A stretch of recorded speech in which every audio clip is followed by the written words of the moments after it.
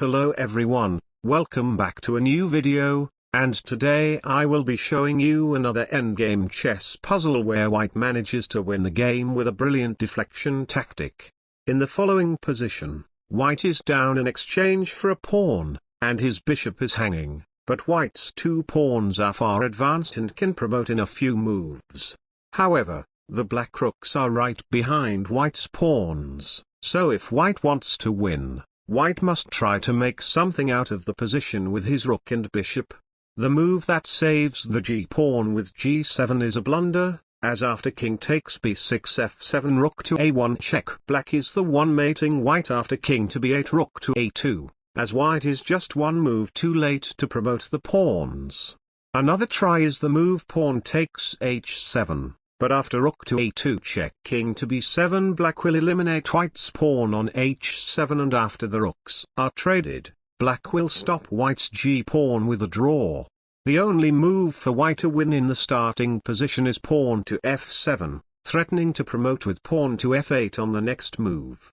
Black stops the pawn with rook to f1, and now even though white's rook is controlling the promotion square, promoting the f-pawn immediately will lead to a draw after rook takes f8 and rook takes g6, as white would have no pawns left.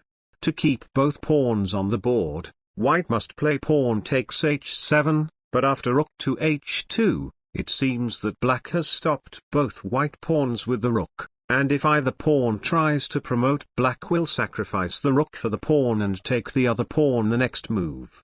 However, white uncorks a powerful move, bishop to f2, sacrificing the bishop and threatening to promote the f-pawn on the next move. If black takes the bishop with the h2 rook, white will promote the h-pawn, so black takes the bishop with the f1 rook instead.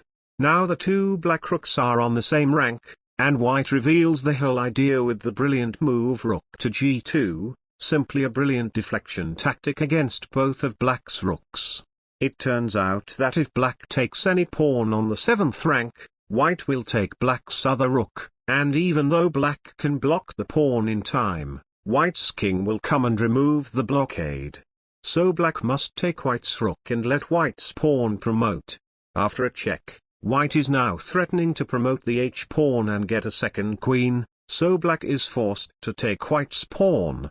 Now white can win the game with queen to f5 check, forking black's king and rook with a winning queen versus rook endgame.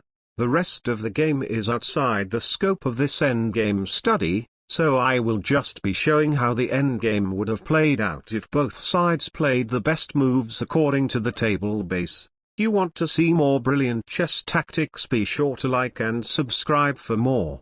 I will see you all in my next video. Goodbye.